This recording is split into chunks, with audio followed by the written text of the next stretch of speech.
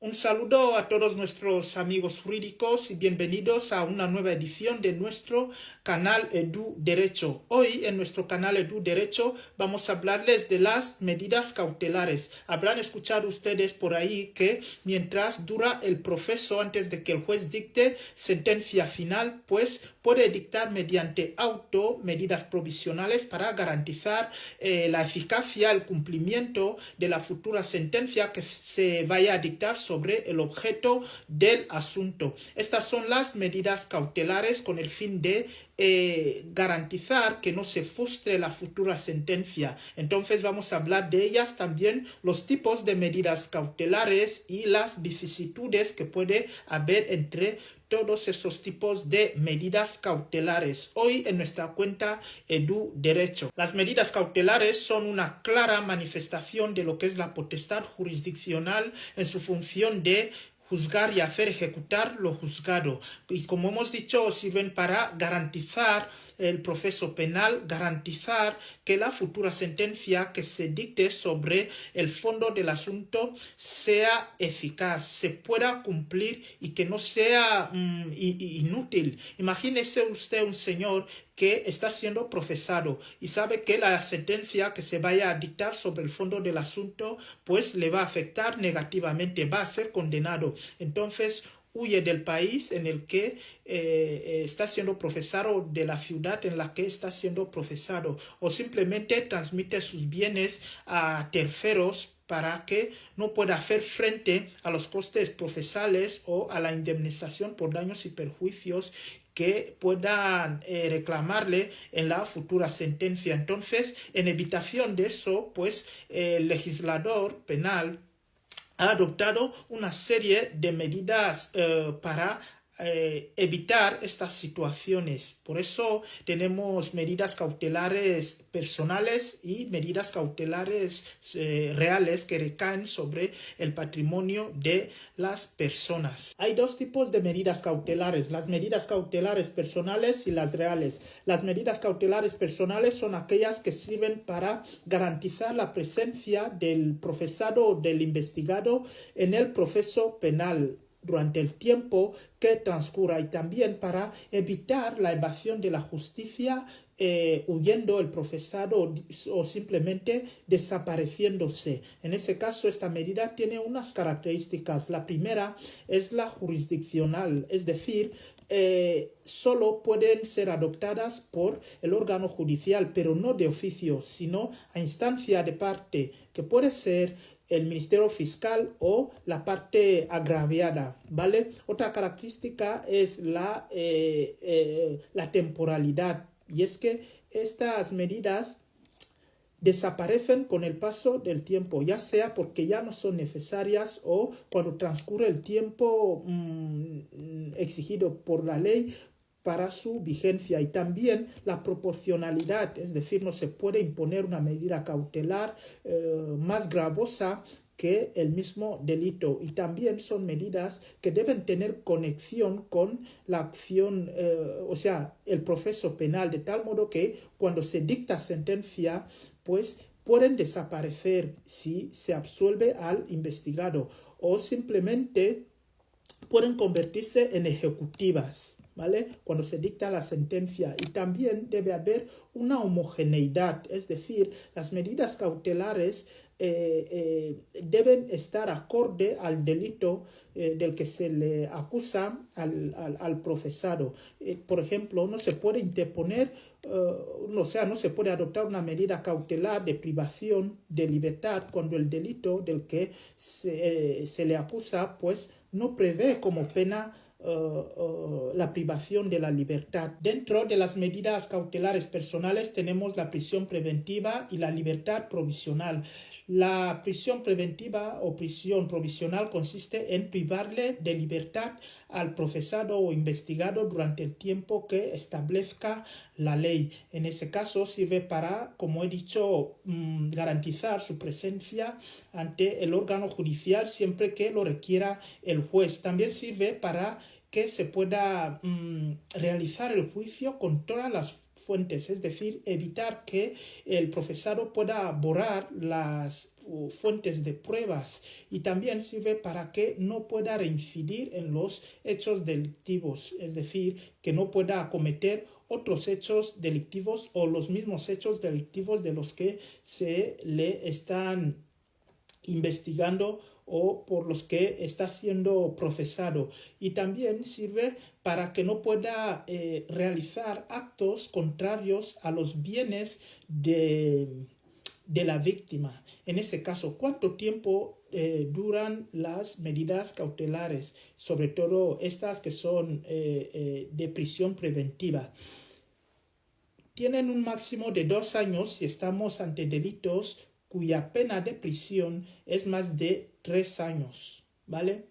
Duran 2 años como máximo. Y si estamos ante delitos cuya pena de prisión es menos de 3 años, pues sería como máximo el plazo 1 año. Dentro de la prisión preventiva tenemos la incomunicada, la comunicada y la atenuada. La prisión preventiva comunicada es aquella en la que pues lo único que se le restringe al sujeto es la libertad, pero tiene derecho a comunicarse con el exterior a través de la vía telefónica o postal. En este caso, también tiene derecho al régimen de visitas. En lo referente al régimen de visitas, quiero felicitarle al ministro de Justicia, Besótomo, por restituir el régimen de visitas que había sido condicionada por alguno en Guinea Ecuatorial. Luego tenemos la prisión incomunicada, es aquella en la que por riesgo a que las investigaciones que se están llevando a cabo puedan ser frustradas por el sujeto, pues se le restringe algunos derechos, como es el derecho al régimen de visitas, a comunicarse con el exterior a través de la vía telefónica, escrita u otros medios. También se restringe el derecho a que se pueda comunicar al exterior donde le tienen recluido, ¿vale?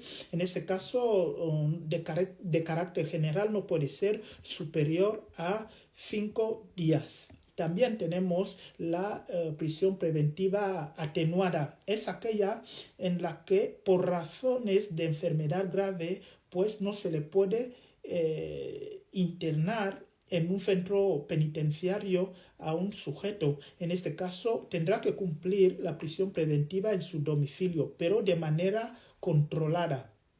Es decir, se le va a controlar y siempre puede salir de ahí cuando se va al centro de salud a curarse o hacer los análisis, etc. Y en lo referente a los que se encuentran bajo la prisión preventiva por desintoxicación, estos la cumplen no en un centro penitenciario, sino en un centro de desintoxicación, y no pueden salir de ahí sino con la autorización judicial. Es decir, no pueden salir ahí si no tienen autorización judicial. Luego tenemos la libertad provisional. Es aquella que se encuentra entre la libertad completa y la prisión. Es decir, tú no estás en libertad completa, pero tampoco estás en prisión. En este caso, se le deja al encausado en libertad, pero bajo unas condiciones para garantizar su presencia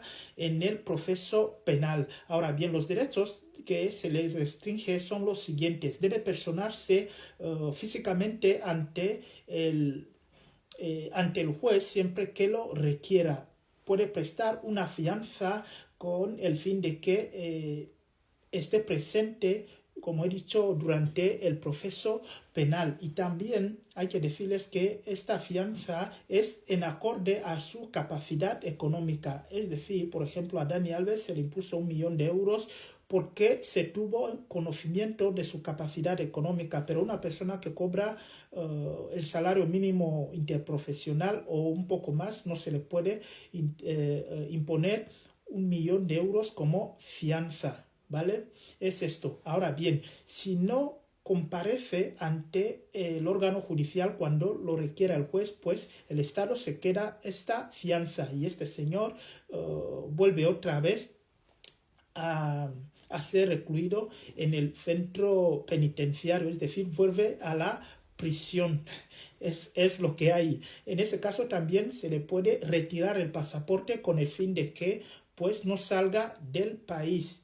Y también se le puede restringir lo que es la movilidad, es decir, prohibirle ir a ciertos lugares. Y quiero resaltar aquí que el tiempo que hayas estado en prisión preventiva computa cuando salga la sentencia. Es decir, si has estado en prisión preventiva durante 1 año y sale la sentencia en la que te condenan a 3 años de prisión, pues van a restar estos 3 años de prisión del 1 año que has estado en prisión preventiva. En ese caso solo vas a cumplir 2 años de prisión, ¿vale? Y por último tenemos las medidas cautelares reales. Son aquellas que recaen sobre el patrimonio y los bienes del imputado. Y no solo del imputado, sino aquellas terceras personas que comparezcan en el proceso por responsabilidad civil. Reúnen todas las características de las medidas cautelares personales, menos la oficialidad. Es decir, son adoptadas de oficio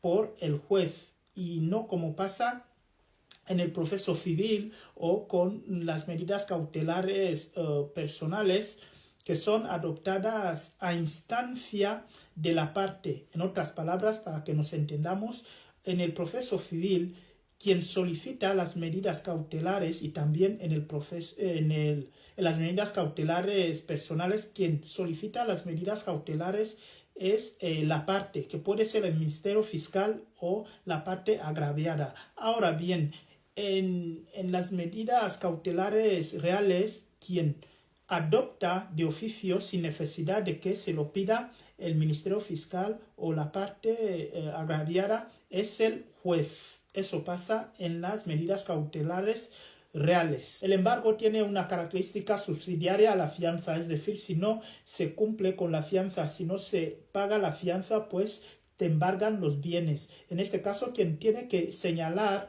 los bienes que deben ser objeto de embargo es el propio sujeto activo, es decir, el acusado.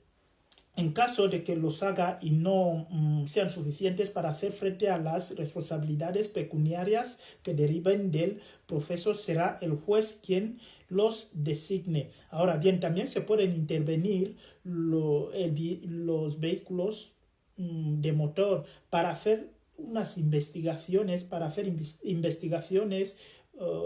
sobre el objeto del asunto cuando el vehículo se ha utilizado para cometer ese delito o cuando se tiene indicios de que el vehículo de motor se ha utilizado para cometer esos delitos, o simplemente se puede intervenir con el fin de hacer frente a las responsabilidades pecuniarias del proceso. Luego tenemos otras medidas cautelares reales como es el decomiso, la pensión provisional, el depósito y más, ¿vale?